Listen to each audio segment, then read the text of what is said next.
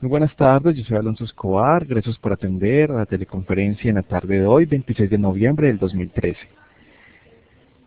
Hoy tenemos nuestra invitada, nuestra facilitadora es la doctora Marta Cecilia Restrepo Osorio.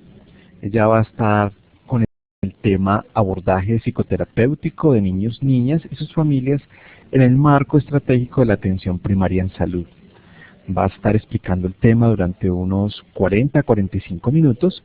Si usted tiene algún comentario o alguna pregunta sobre la exposición, por favor apúntela, porque luego de la exposición vamos a abrir espacio de las preguntas.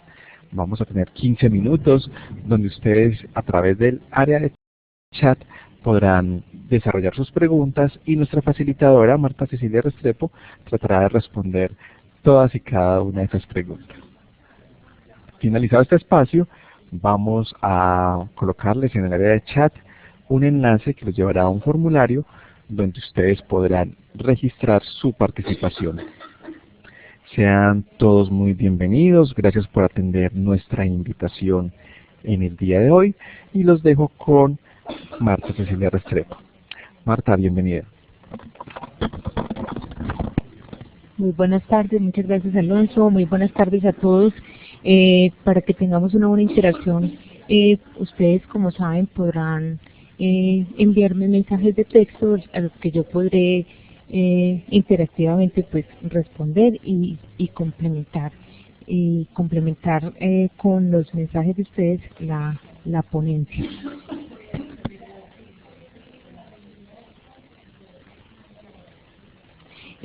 Bueno, vamos entonces a comenzar.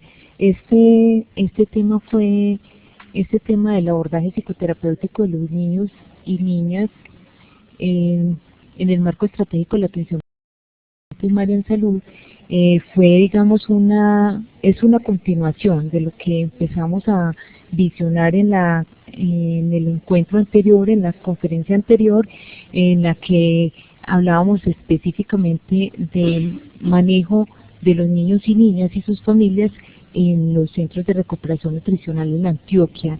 Entonces, para complementar, vamos a hablar hoy un poco más del trabajo del abordaje de estos niños, niñas y sus familias, y no vamos a hablar específicamente de los centros de recuperación nutricional, sino del abordaje vamos a ordenar un poco como la conferencia en términos de hablar un poco de lo que es la atención primaria en salud, que sería como el marco en el cual pretendemos trabajar en nuestro sistema de salud.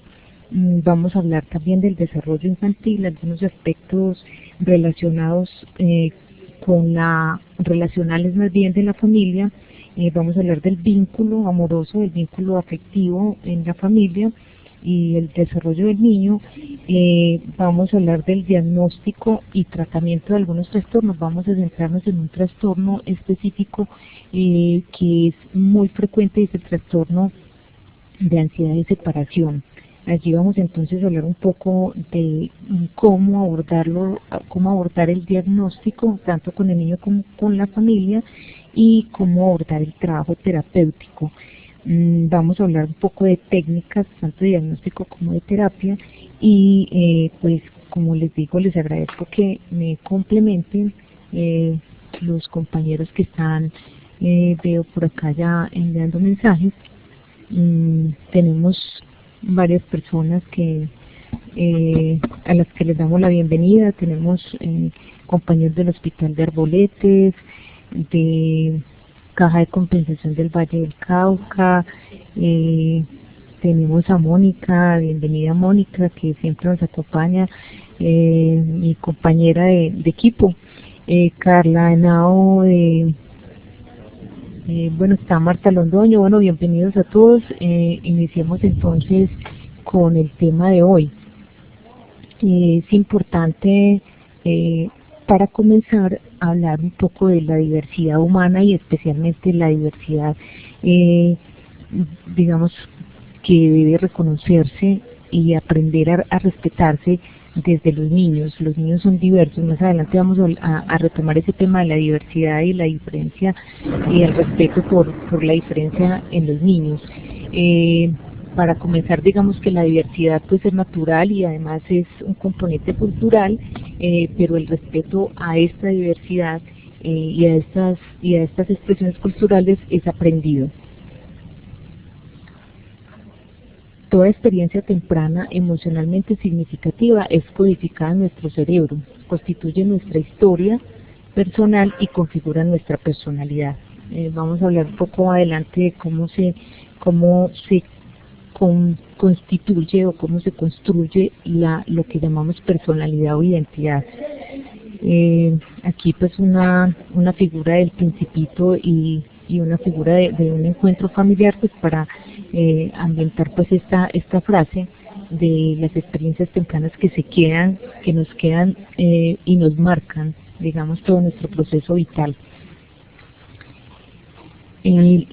Para abordar la salud de las personas, las familias y las comunidades en el marco de la atención primaria en salud, lo primero es reconocernos como seres humanos inmaduros, porque nos dice Pierre Gracié en una obra que se llama Tú, ese pequeño Dios, de todos los recién nacidos, el humano es el más indefenso, posee escaso comportamiento innato. A partir de este punto debe adquirirlo todo a partir de cero.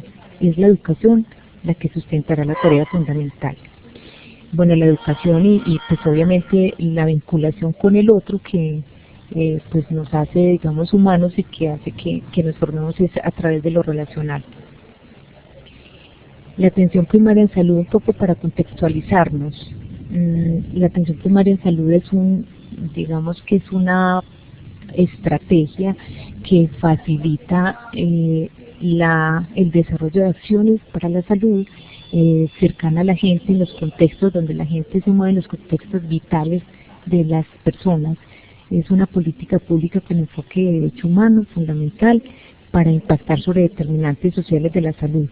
Es decir, la atención primaria en salud implica identificar todas aquellas situaciones que están relacionadas con tener una buena o una mala salud.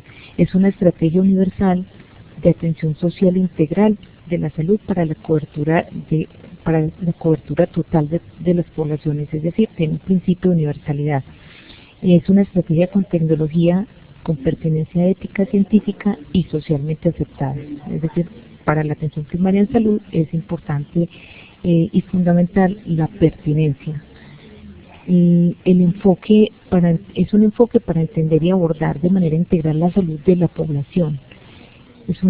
Podría decirse que es una política, pero también es una estrategia para el diseño y gestión del sistema de salud hacia el logro de la equidad y el goce pleno del derecho a la salud para todos los ciudadanos. Soy reiterativa en esto un poco porque es importante entender el concepto de atención primaria en salud desde lo poblacional, lo territorial y la universalidad, es decir, la cobertura total. Es un marco conceptual y metodológico para estudiar e intervenir la salud de la población y puede ser el eje o fundamento del modelo de atención del sistema, es decir, ordenar, financiar, gestionar los recursos y todo el sistema de prestación deberían estar sustentados en ese eje que es la atención primaria en salud. Garantiza resultados, salud sostenible para todos y todas y disminuye las brechas o la inequidad entre las poblaciones. Es una estrategia para dar respuesta a necesidades de salud de la población mediante la lectura real del contexto y se fundamenta en la participación y el empoderamiento para la construcción colectiva para alcanzar unas metas, con un abordaje intersectorial importante. Estos son de los pilares fundamentales de la atención primaria en salud: la participación o la participación ciudadana o la construcción de ciudadanía en salud, como decimos desde el enfoque, y el abordaje intersectorial, que es precisamente a partir de reconocer que la salud está determinada, el grado de salud que tengamos está determinada por muchos factores asociados que no necesariamente son de la prestación de servicios de salud. Bueno, podríamos decir muchísimo más sobre la atención primaria en salud, son algunas de las frases que quería pues como de manera introductoria compartir con ustedes. Vamos a hablar también un poco esto también como a fin de contextualizar un poco algunas de las diferencias culturales o a partir pues como de ese reconocimiento para poder abordar, como decía, de manera diferencial los niños y las familias en nuestras entidades de salud. Un poco compartirles un texto de la revista de la Facultad Nacional de Salud Pública, que precisamente en noviembre de 2013, que me la compartieron ayer, y refiere en uno de sus artículos que en las comunidades indígenas se ha venido evidenciando algunos problemas como el abandono de los niños, el matrimonio a temprana edad, la explotación y abuso sexual, y que por estas razones es importante atender la salud de los niños y los adolescentes de estas comunidades. Esto, insisto, para contextualizarnos un poco en nuestras comunidades indígenas, que muchos de nuestros municipios de Antioquia, muchos de los compañeros que están en este momento en línea, pues creo que se sienten cercanos a estos conceptos y a esta propuesta, porque realmente tenemos una importante población indígena en algunos municipios de nuestro departamento. En este artículo también nos refieren que la partera juega un papel muy importante en la gestación y nacimiento del bebé en nuestras comunidades, y que ésta debe cuidar a la mujer durante la gestación, procurar que se alimente adecuadamente, que lleve a cabo prácticas tradicionales como baños, consejos y conjuros. Se hace en estas comunidades, especialmente pues esta referencia desde la comunidad en Verachamí del suroeste antioqueño. Hacen una ecografía en Vera, en la cual invocan animales para saber el sexo del bebé. La mujer gestante debe ser amable, alimentar su corazón con actitudes positivas para transmitir esto al bebé. También es importante aquí tener en cuenta que las comunidades, y especialmente pues la comunidad en Vera, que de pronto puede ser una de las que más conocemos en Antioquia, tiene unos rituales y tiene digamos un trabajo terapéutico a partir de medicina ancestral, y en esto usa algunas plantas que son reconocidas como plantas dulces o como plantas benéficas para tratar los males, y también hay plantas, se reconocen plantas agresivas, que son estas las que digamos se procuran para hacer mal.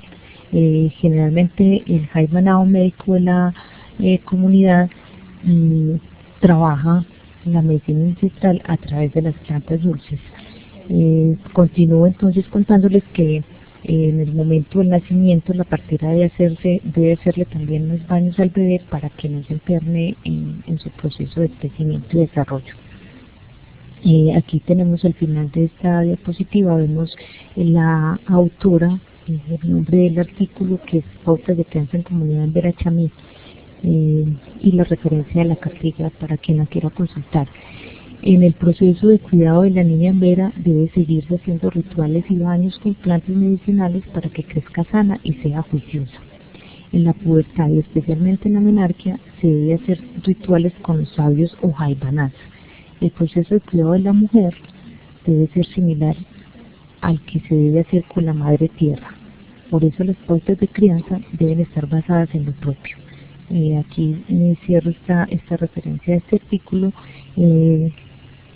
y me parece importante resaltar el tema de la relación con la madre tierra y el cuidado de la mujer, que a veces parece haberse descuidado un poco, o a veces no encontramos evidencias claras en este tema en las comunidades. Por eso invito a hacernos estos interrogantes y sobre todo a tratar de buscar con nuestras comunidades la respuesta, con nuestros niños, con nuestras mamás, con las mujeres en Vera que van a nuestros servicios, tratar de encontrar respuesta a estas interrogantes. ¿Qué significa el hijo o la hija para la madre en Vera? no es usual escucharles decir mi hijo o mi hija. Son los niños y tienen un vínculo diferente, que es importante pues hacer una observación cuidadosa de esto antes de generar juicios a sus vivencias o a sus relaciones.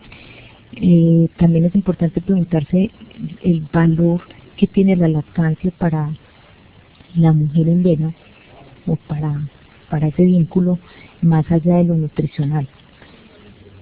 ¿Qué tan significativas son las relaciones de parentesco en una cultura en la cual la comunidad, en cabeza de los mayores, toma las decisiones individuales y colectivas? Es también una pregunta importante porque hemos observado en estas comunidades que los vínculos son más vínculos de comunidad que propiamente familia, y no hay una diferenciación de familia y de parentesco tan clara como la tenemos de pronto en nuestra cultura. Si es hijo de la Pachamama, a propósito del parentesco, si nuestra madre o la madre desde la concepción de la Embera es la madre tierra, si este hijo es hijo de la madre tierra, ¿por qué no parece ser sujeto de cuidados maternales? Es decir, así como cuidamos la madre tierra, ¿qué pasa con los niños y con las niñas en nuestras comunidades embera que parecen no ser sujeto de ese cuidado maternal que, digamos, identificamos en nuestra cultura? Habría que preguntarse cómo es ese significado para ellas y cómo se vivencia. El juego, la recreación, ¿qué percepción se tiene en las comunidades? No hay una significación ni una valoración de estas actividades infantiles como la tenemos en nuestra cultura, y valdría la pena explorar un poco qué pasa con este tema y con estas vivencias infantiles y cómo se acompañan y cómo se valoran. Quiero compartirles en una conversación reciente con un Jaibaná Embera. Le pregunté sobre por qué los Embera no tenían ciertas expresiones afectuosas. De pronto, si vemos la imagen, es una imagen muy cotidiana, digamos, cuando observamos esa relación de la madre lactante con su bebé, que parece ser, digamos, ausente, parece tener una actitud ausente y dispuesta pues como a brindar el alimento, pero parece no acompañarlo de unas expresiones afectivas. Me decía este Jaibaná de una comunidad en Vera, Katia, que las mamás son descuidadas, en sus términos descuidadas con hijos, dejan solos, no abrazan, por eso hijos se van por ahí. Esta frase me quedó sonando mucho porque esto también nos habla del riesgo que no solo los niños, sino los jóvenes de nuestras comunidades emberas pueden tener de vincularse con otro tipo de actividades fuera de la comunidad, que no muy recomendables, como vincularse en organizaciones armadas o llegar a la ciudad a buscar otro tipo de vivencias y de relaciones y de actividades que los desvincula de sus comunidades. Entonces, para que quitemos pues algunos de esos riesgos que tienen que ver precisamente pues como con lo relacional en sus propias comunidades. Para hablar un poco de la familia, porque vamos a hablar del abordaje de las familias a partir pues de identificar una necesidad terapéutica o de atención en salud en los niños.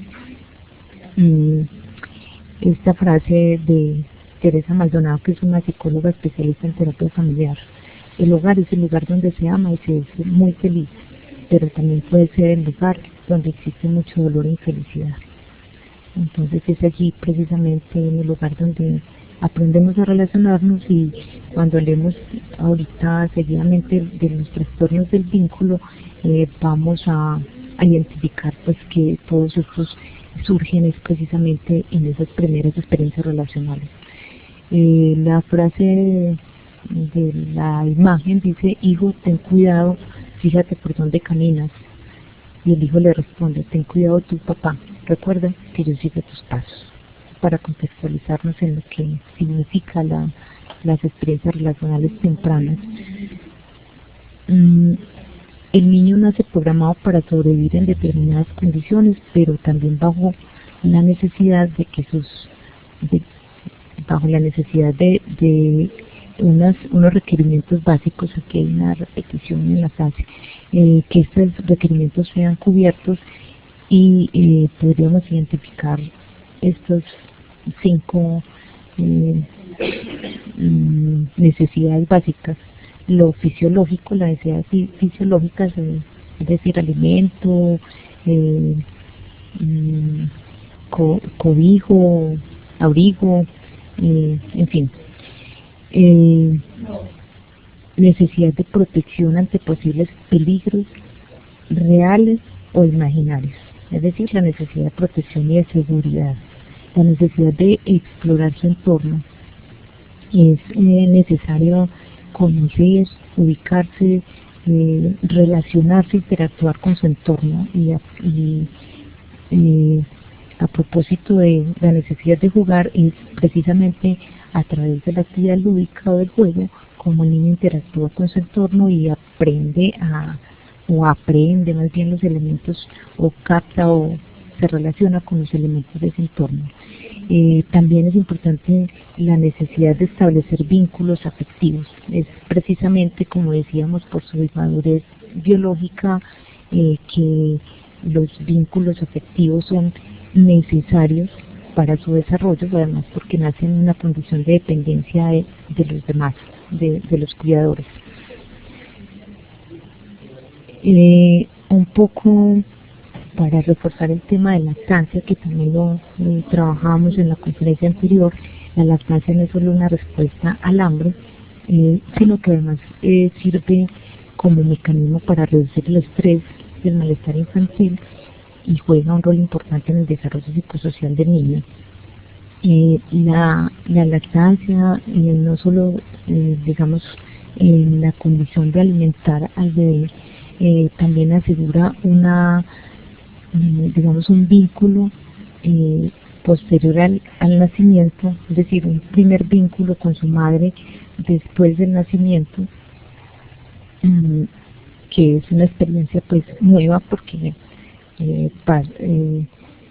después del nacimiento se inicia una relación diferente, una relación de uno y otro entre la madre y el niño, que antes podría decirse que en la gestación son uno solo, en un solo cuerpo. La lactancia es un medio para proporcionar al niño bienestar, amor, seguridad y comunicación. Se ha observado que influye en los rasgos de personalidad, y pues digamos que es muy difícil, pero hay estudios que refieren que los niños que han tenido una buena lactancia y una suficiente lactancia, nos dice Mario David Martínez, que no tiene audio, probablemente esté con altavoz, y la mejor manera de escuchar es con audífonos. O tiene alguna dificultad en su conexión de internet, porque creo que las otras personas que están en la sala nos refieren que tienen una buena recepción. Bueno, decíamos entonces que la lactancia influye en algunos rasgos de personalidad, como la asertividad, la madurez social y la confianza en sí mismo. Esto, pues como decía, hay estudios que refieren estos hallazgos. Pero más que el alimento, la actitud, la interacción con las necesidades afectivas del niño o niña son decisivas para el vínculo y el desarrollo humano.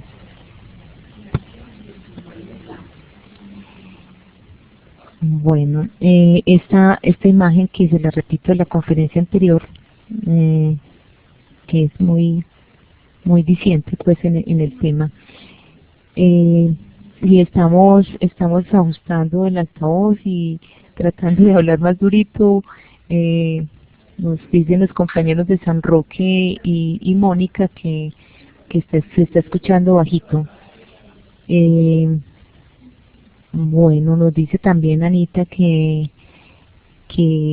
trate de vocalizar mejor. Voy a tratar. Eh, Continuemos. Este es un poema de Gioconda Belli, precisamente sobre la lactancia, y refiere su relación con su hija. Al cogerla tengo que tener mucho cuidado.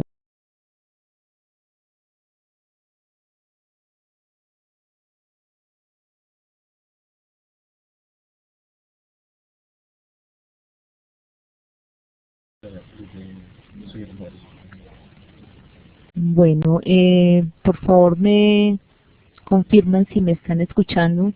Parece que tuvimos una desconexión. Bueno, muchas gracias compañeros de Salucov, San Pedro de Urabá, y todos los compañeros que nos refieren que tienen recepción en este momento. Bueno, continuemos entonces hablando de ese vínculo a través del alimento, que además es especialmente significativo en nuestra cultura. Las relaciones de familia también alimentan. Es importante también cómo nos alimentamos, no solo los alimentos que tomamos, sino cómo lo hacemos, cómo lo compartimos. La alimentación es una de las necesidades básicas para la vida, pero el acto de comer es mucho más que alimentarse.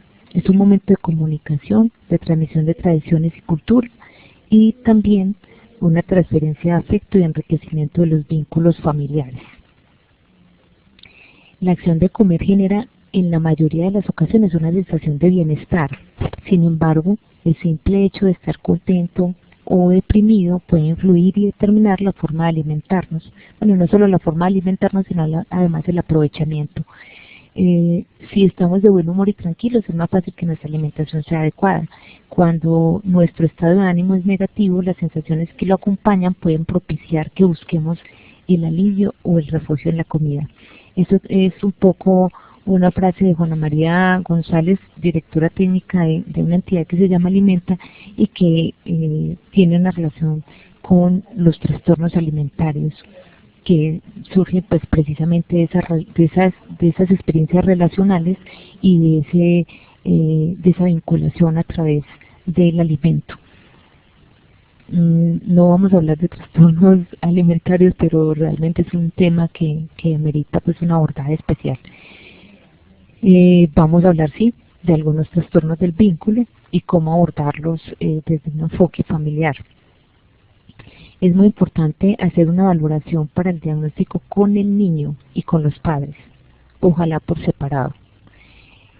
Dependiendo pues obviamente de la edad del niño, incluso si es un bebé, podemos observar la interacción con el terapeuta a través de la voz, de algunos juegos y juguetes.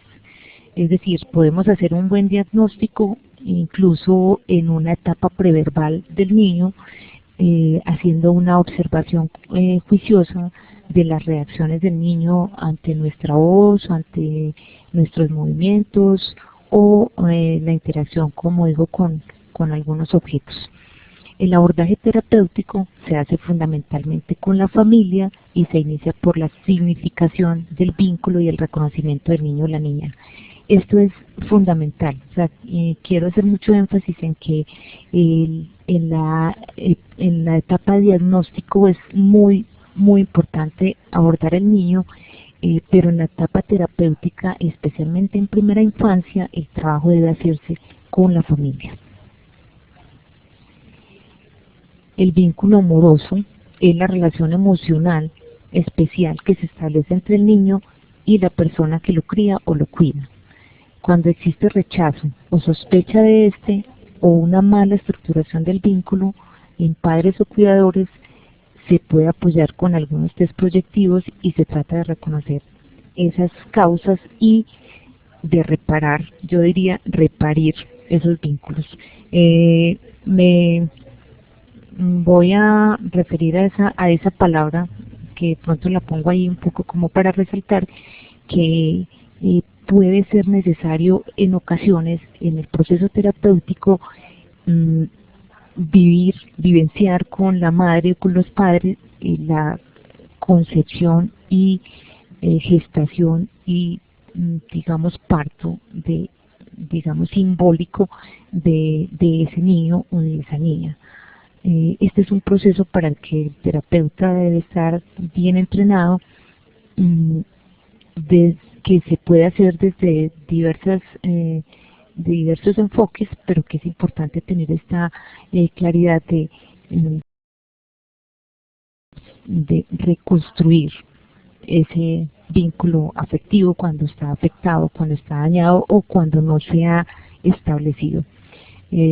La culpabilización por el deseo o por el no deseo del hijo es un tema para trabajar y resignificar. No podemos de entrada, digamos, pronosticar un resultado porque el niño haya sido deseado o no. Espero no haber hecho algo malo aquí. El vínculo amoroso entre padres y niño puede ser precedido del deseo. Es decir, puede haber sido deseado, puede surgir posterior a la concepción, o sea, puede haber sido deseado, planeado y buscado, puede surgir posterior a la concepción biológica, es decir, a partir de un embarazo, una gestación o una concepción accidental puede ocurrir que se construya ese vínculo o construirse en la psicoterapia, como decía antes, porque se detecta o se identifica que no hay un vínculo amoroso y puede a partir de la psicoterapia trabajar esa construcción de ese vínculo. Lo importante es que el encuadre terapéutico esté al servicio de este. Entonces yo diría que el encuadre terapéutico y todo el proceso transferencial o como lo queramos llamar, o la relación terapéutica, de pronto cuando hablo de algunos términos desde la psicología dinámica, puede que algunos compañeros o algunos colegas que tengan otra orientación pues lo entiendan de otra manera o lo identifiquen de otra manera, pero creo que todos sabemos pues como que estamos hablando de la relación terapéutica. Más que al servicio del vínculo, pienso que el encuadre terapéutico, la relación debe estar al servicio del niño o de la niña. Los trastornos del vínculo, que vamos a hablar, como les decía, especialmente de un trastorno del vínculo, cuando se han producido rupturas traumáticas en el lazo afectivo niño-madre desde etapas muy tempranas. Entonces vamos a ver cómo esos trastornos del vínculo los podemos abordar. Pueden ser muy diversas las causas: el abandono, el maltrato, las separaciones, los niños ingresados en centros de acogida y posteriormente adoptados, niños que han estado en incubadoras, que han tenido separaciones tempranas de su madre o cuidadora. Los síntomas pueden manifestarse con retraimiento extremo, con conductas disruptivas, con hiperactividad, con déficit de atención, con impulsividad, entre otros muchos que se observan especialmente pues en la etapa preescolar y escolar, incluso mucho más temprano. Pero no siempre son necesarios grandes traumas para que el niño pueda desarrollar un problema de vinculación.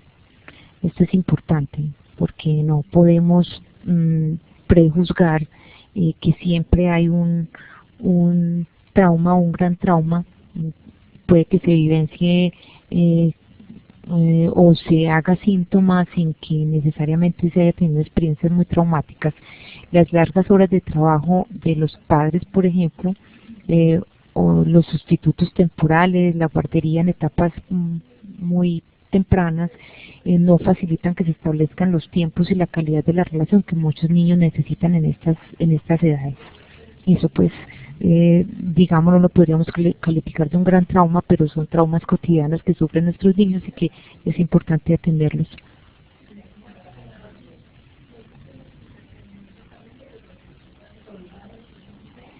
Algunas herramientas de apoyo diagnóstico.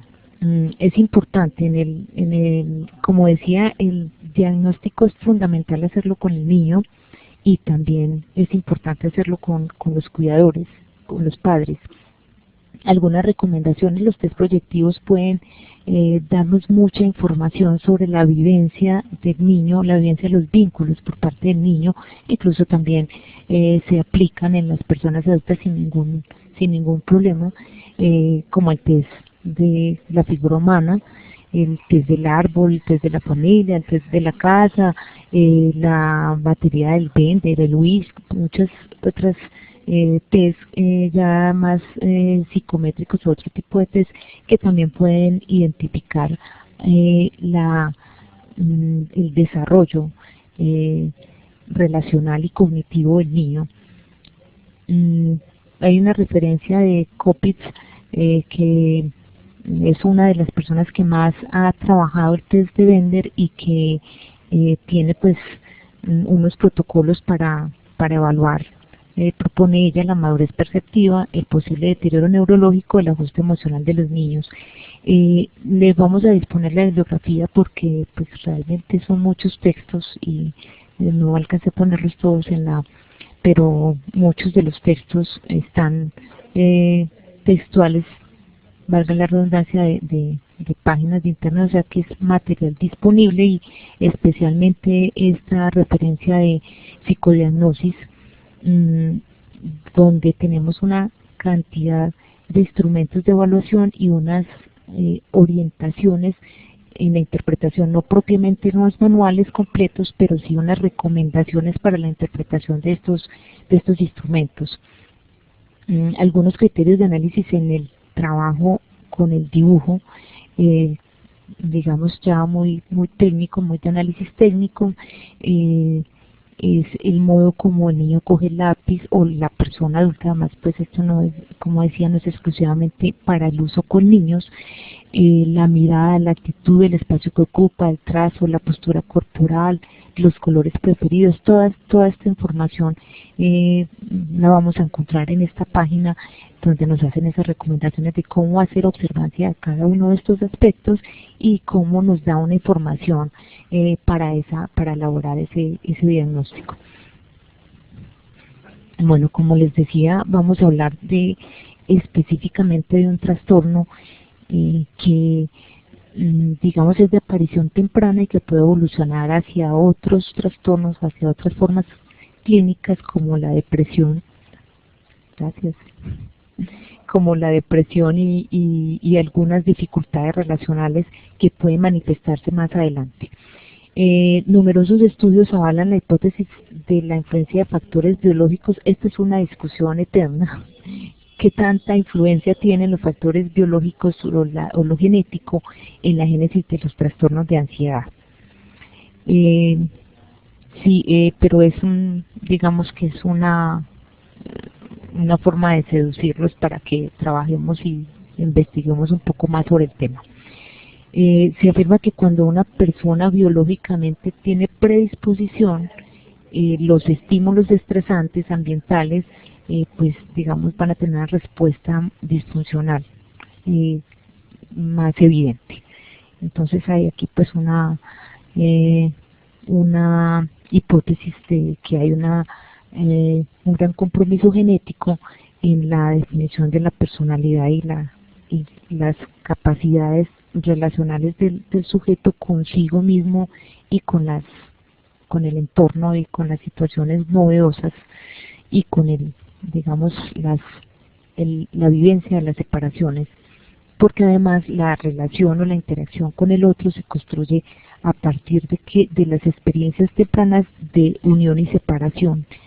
Cuando hablemos un poco del juego vamos a retomar este tema de cómo el niño expresa esa vivencia de separación y unión con el otro, que le permite establecer que el otro es otro, y cómo va en su realidad psíquica captando esa interacción con el otro. El trastorno de ansiedad por separación tiene una relación muy estrecha con las primeras experiencias relacionales y son causa de otros trastornos, como decía, para relacionar pues algunas fobias, por ejemplo. Algunos estudios sugieren que las características familiares, o sea, algunas condiciones familiares podrían tener un papel determinante en la génesis de este trastorno. por tanto los padres, especialmente la madre, sufran o hayan sufrido algún trastorno de ansiedad, como algún trastorno de pánico, depresión, el mismo trastorno de ansiedad de separación o TAS durante su infancia, puede ser un factor importante pues para la vivencia de estos en los hijos. Herencia o interacción, pues es algo que depende también pues como del enfoque que le demos y de la aproximación que hagamos al tema. Algunos criterios diagnósticos para identificar la TAS, o el TAS, perdón, el trastorno de ansiedad por separación, pues yo creo que los consultaremos más adelante para que nos den el tiempo, igual quedan en la presentación en línea. La aparición del trastorno dependerá de la interacción entre la predisposición que tengamos y la ocurrencia de lo que decíamos, las vivencias estresantes para el niño. Cuando el origen es agudo, es decir, cuando hay una aparición aguda del TAS, se observa que puede estar precedido o respondiendo a sucesos estresantes como pérdidas, cambios o ingreso al colegio, una hospitalización. Es importante señalar esto porque en nuestra conferencia anterior y en los encuentros presenciales pues hemos trabajado mucho el tema de hospitalismo y revisamos algunos conceptos de René Spitz sobre síndrome de hospitalismo en los casos en que tenemos a estos niños en los centros de recuperación o en nuestros hospitales. Cuando el trastorno se desarrolla en forma más crónica, se apunta que la experiencia de apego del niño con sus padres puede ser un factor relevante. Esto es fundamental, estas dos frasecitas son fundamentales para hacer un diagnóstico diferencial. La aparición súbita nos refiere una experiencia de separación y una respuesta que podríamos decir adaptativa, que podríamos acompañarla y podría evolucionar, tener una buena evolución. Cuando es crónica, cuando este trastorno es crónico, podríamos estar hablando de un mal vínculo o un vínculo difícil temprano en la experiencia con los padres.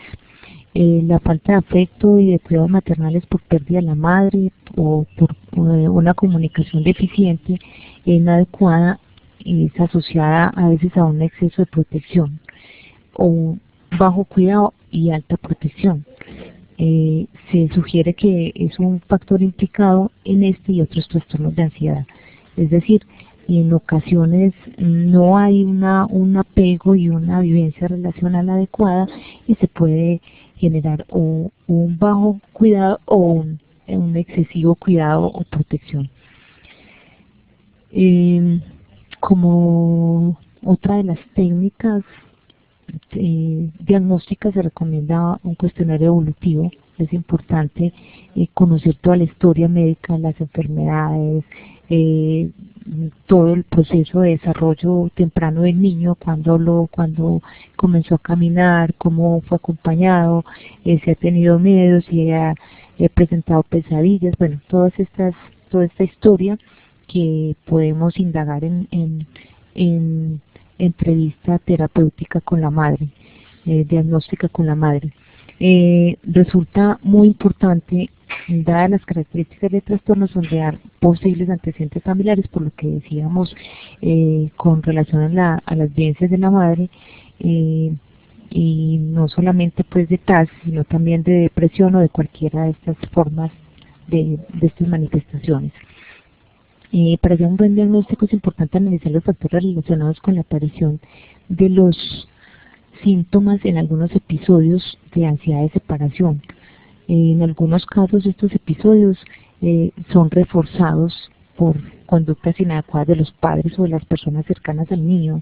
Es decir, cuando lo que decimos que el niño es reforzado con sobreprotección o con regalos, con dádivas en respuesta a las reacciones de angustia, de angustia de separación de los niños. Para hablar un poco de las propuestas terapéuticas, digamos que algunos, ya hablamos pues cómo lo abordamos desde la reconstrucción o restitución de los vínculos y todo el proceso de revivenciar la concepción, digamos, simbólica, imaginaria del niño. También hay propuestas desde lo conductual dirigidas a incrementar la conducta de independencia de los niños, promoviendo actividades graduadas que suponen separación de los padres. Entonces ir gradualmente haciendo ese proceso de separación. Se habla en el abordaje conductual de la exposición, que es una terapia que los psicólogos conductuales trabajan.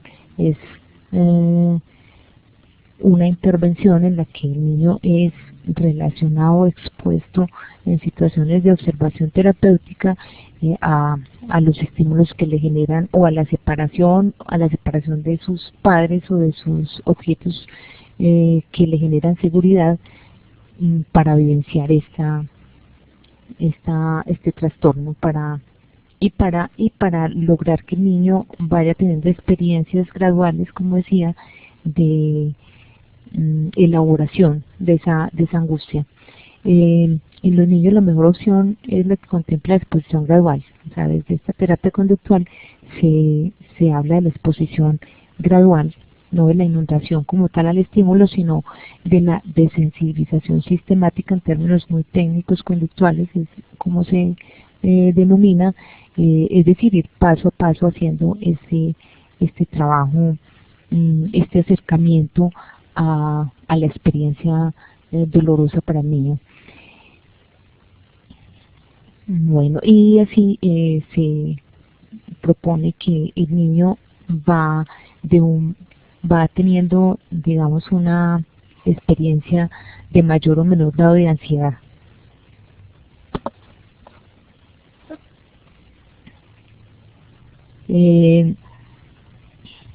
Bueno, también se puede hacer no solamente en la experiencia, se aconseja la exposición en vivo, en directo, a la experiencia traumática, pero también se puede trabajar imaginariamente. O sea, imaginar la situación para mirar como la reacción del niño y acompañar ese proceso de mejoramiento, puede relacionar con la experiencia de separación. Las orientaciones a los padres son fundamentales. Pueden ayudarnos también a establecer como no solamente ese proceso de acercamiento a la experiencia, sino que además también podemos hacer un entrenamiento para trabajar técnicas de relajación en los niños, y que pues a través de los padres pueden ir apoyando este proceso. El abordaje familiar centrado en el niño debe estar enfocado al bienestar de él o la niña. Si se requiere el abordaje de otros miembros de la familia o la elaboración de otros procesos personales, se puede remitir o se puede generar otro espacio para estos procesos individuales o de pareja. Esto también es muy importante, diferenciar el proceso terapéutico, como decía, en favor y al servicio del niño. Se puede orientar a otra consulta con el mismo terapéutico o con otro terapeuta, pero en otro espacio. Se debe plantear claros los objetivos terapéuticos, como pueden ser la restitución o resignificación del vínculo, la elaboración del proceso de maternizaje o paternizaje, la asunción de roles, los procesos de identificación e identidad. Como decía antes, la identidad, o sea, o lo que llamamos la personalidad, se construye o se va conformando a partir de las experiencias de identificación y de diferenciación con el otro. Es decir, desde lo más temprano, las primeras experiencias del niño de acercamiento y de ausencia van a permitir que el niño vaya identificando que él es él, o sea, van separando o van teniendo una vivencia del yo y una diferencia con el otro.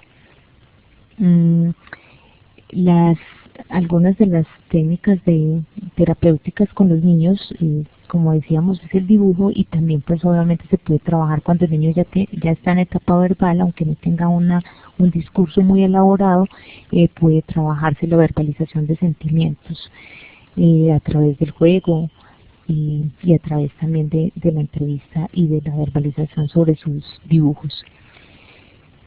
Las experiencias de separación, me llamó mucho la atención esta imagen, porque dice: recuerden que lo mejor que pueden hacer por mí ahora que ya no se aman es respetarse mutuamente. Entonces es un pedido del niño, pues el respeto le genera al niño además una vivencia de una relación valiosa en los padres, aunque no haya una relación amorosa. Estos son pues algunos de los principales enfoques en terapia familiar. Está muy pixelada la imagen, pero como les digo, todo este material es conseguido y bajado de internet, o sea que ustedes tienen acceso.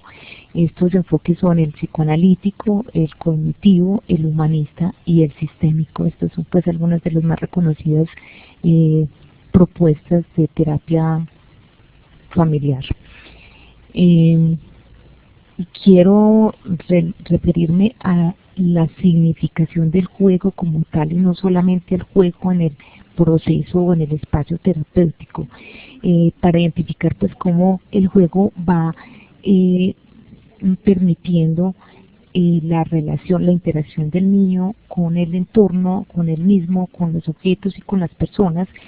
Y bienvenido Frontino, que se incorporó a la sala. Cómo nos puede estar esas experiencias lúdicas, observar el juego de los niños en las diferentes etapas nos puede permitir reconocer cómo está vivenciando esas etapas y ese proceso el niño. Un juego que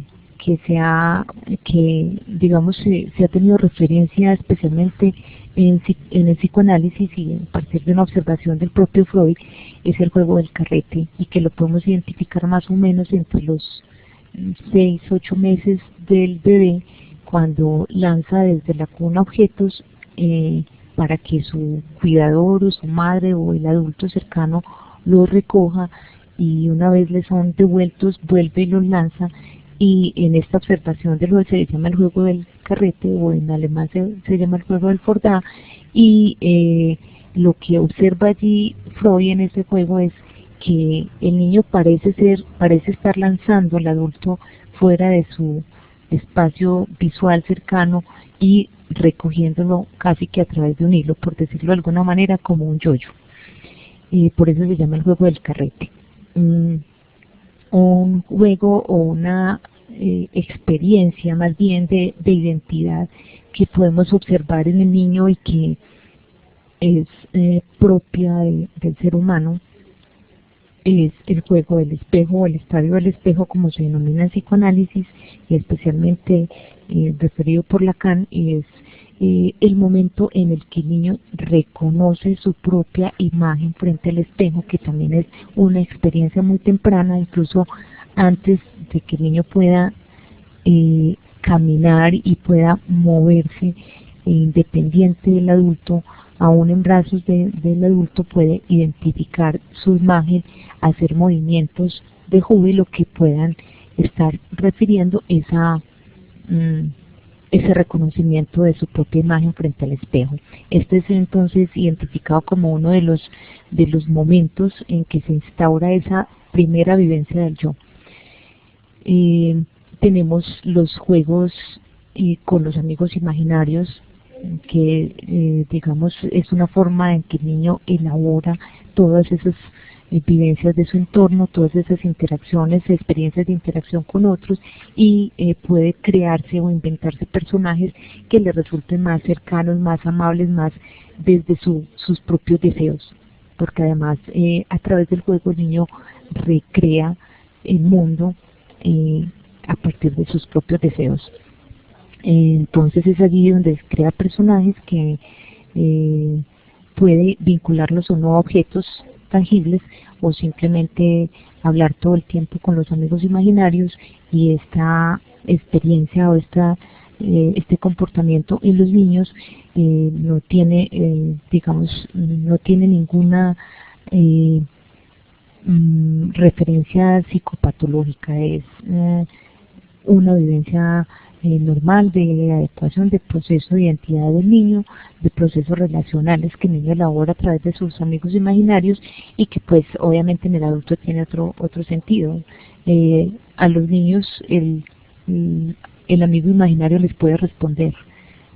Cuando el adulto habla con el amigo imaginario y este le responde, o habla con los objetos y estos le responden, pues ya tendríamos que buscar un tipo de trastorno.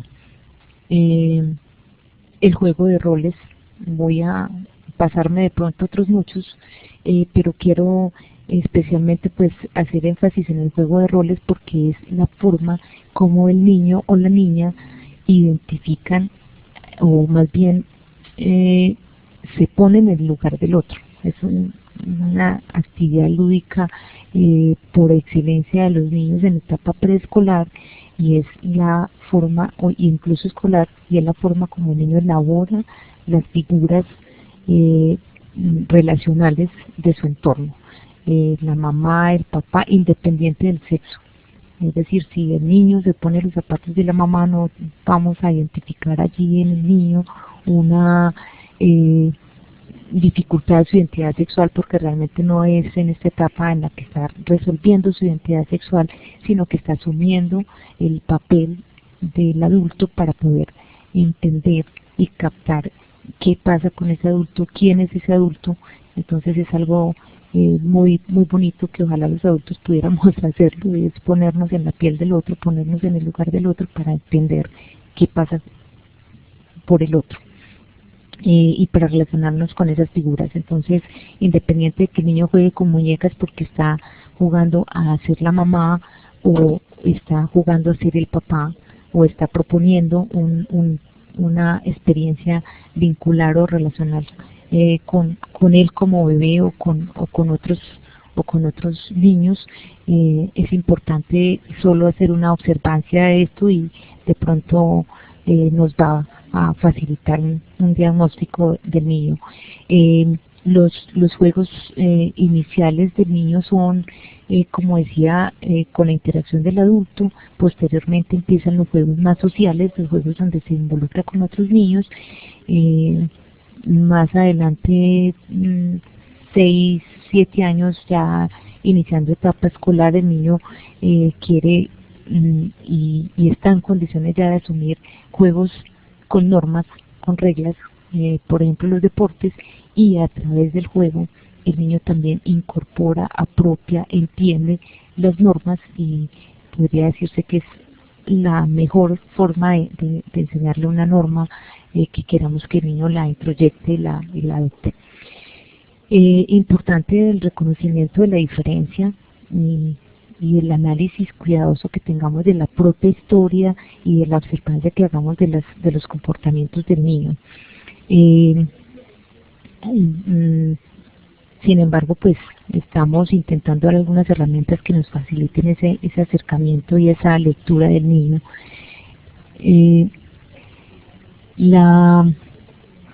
El abordaje de los niños que presentan trastornos de los vínculos depende de las circunstancias del momento, y obviamente de la historia, como hemos hablado ya. Creo que se nos está acabando el tiempo, y vamos a tratar de cerrar muy rápido. Hay una cosa que importante, y es que en algunos casos el terapeuta no podrá modificar situaciones ambientales generadoras del problema, y que a veces es importante también acercarse a los entornos de vida del niño, no solamente pues en el consultorio o en el hospital, sino acercarse a los entornos de vida para poder hacer un abordaje más preciso y más, digamos, específico de ese niño, más diferencial. Voy rápido porque ya se nos acabó el tiempo hace ratico.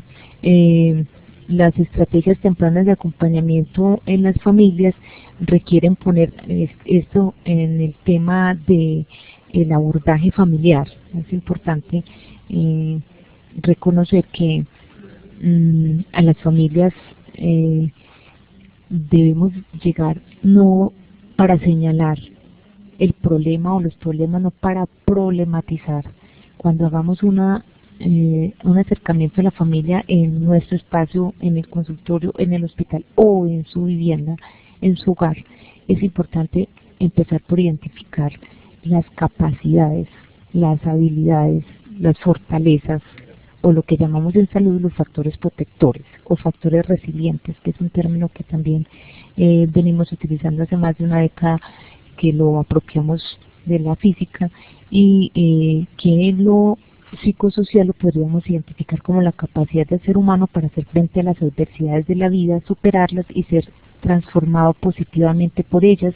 Les comparto esta frase a propósito de la resiliencia, y es: cuando un grano de arena penetra en una ostra y la agrede hasta el punto que para defenderse esta secreta el nácar redondeado, la reacción de defensa da como resultado una perla preciosa. Esto es la mejor frase para definir la resiliencia. Es decir, a veces las situaciones adversas pueden generar en el ser humano una capacidad relacional y una capacidad de respuesta por encima de las condiciones, digamos, naturales.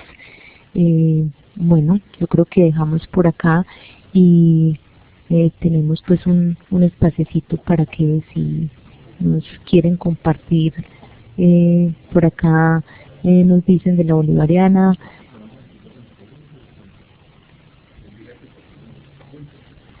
Vamos a leer algunos aportes y algunas preguntas que nos comparten por el chat. Bueno, dentro de un momentico, por favor, nos esperan en línea, que vamos a leer algunas de las intervenciones de ustedes. Buenas tardes. Mientras que van elaborando las preguntas, ahorita les voy a ir colocando el enlace para que por favor registren su participación. Recuerden que cuando depositan sus datos en ese formulario, con esos datos les vamos a entregar un certificado de haber participado en esa teleconferencia. Así que por favor mucho cuidado en el diligenciamiento y coloquen muy bien sus datos y sus datos completos, porque así es como va a quedar en el certificado. Ya hay algunas preguntas, ahorita voy a empezar a colocarles el enlace. Los invito a que realicen clic y eso el sistema los va a llevar a un formulario. Si haciendo clic no los lleva al formulario, entonces los invito a que lo copien y lo peguen en su navegador. Muchas gracias, podemos continuar con las preguntas.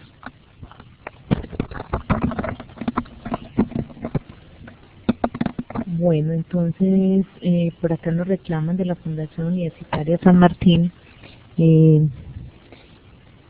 los 15 minutos para la sesión de dudas y respuestas.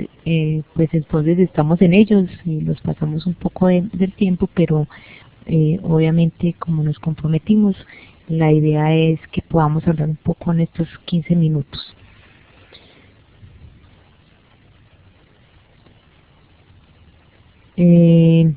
Creo que ya Carla Henao nos estaba pidiendo la página para ubicar los test.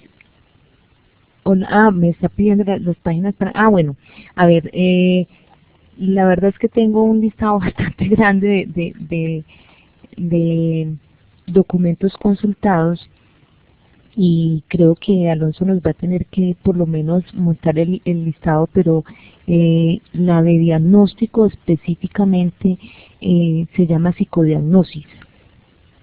No recuerdo el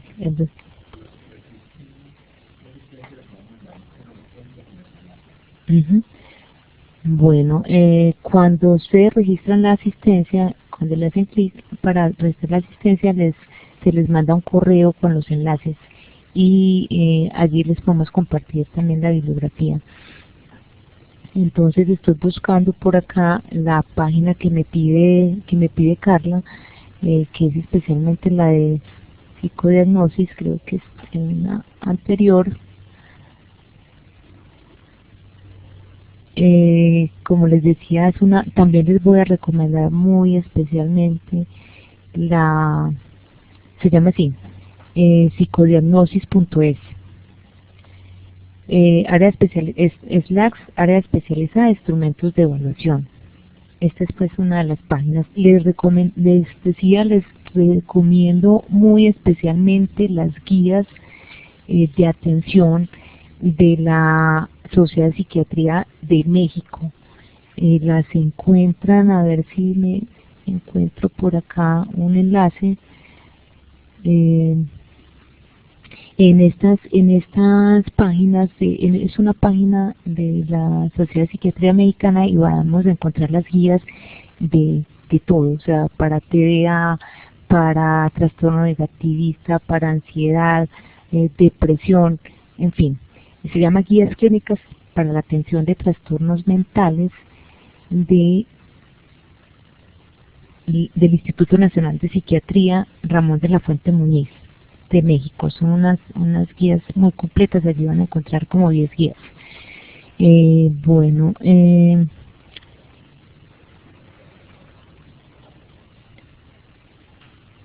Nos dice Carla que no está en el grupo de estudio, pero le gustaría tener la presentación de las diapositivas y dónde ubicarlas.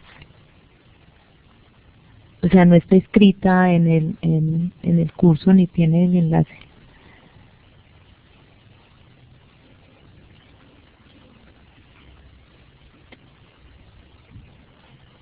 Bueno, nos preguntan de la Universidad San Martín sobre el estudio en Vera, sobre el estudio que les referí con la comunidad en Vera de Suroeste. Como les decía, es un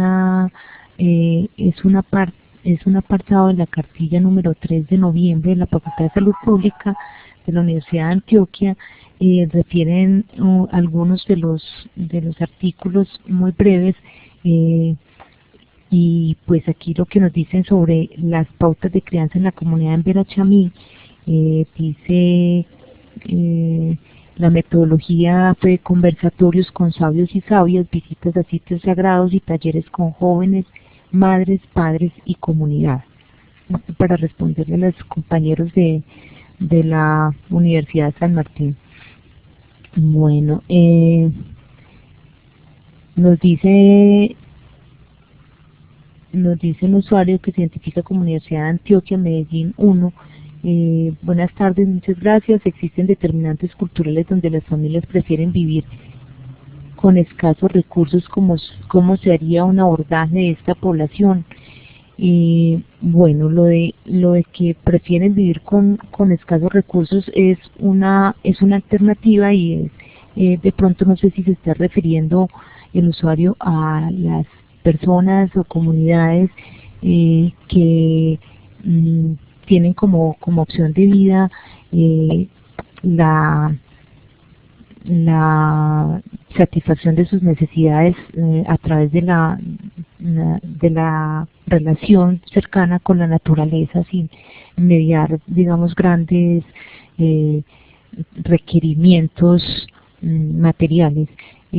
Pues creo que lo importante que es hacer una buena orientación como de la satisfacción de las necesidades básicas. No todas las personas buscamos satisfactores más allá de estas condiciones, y hay comunidades o hay personas como los veganos o algunas de las personas que prefieren tener una relación no agresiva con la naturaleza, no de explotación con la naturaleza, y que pues digamos que es una opción siempre y cuando tenga la posibilidad de garantizar la sobrevivencia. Bueno, nos dice Carla que muchas gracias. No encuentro por acá, no sé si se me escapan algunas preguntas. Bueno, se nos agotaron los 15 minutos y les agradecemos mucho la participación. Como les decía Alonso, la videoconferencia queda en línea, y también estaremos atentos a través de la página para recomendarles pues las páginas. De todas formas, los criterios de búsqueda pues son psicoterapia con niños, psicoterapia con familias, o técnicas psicoterapéuticas, y allí van a encontrar pues muchas opciones de consulta, muchas fuentes.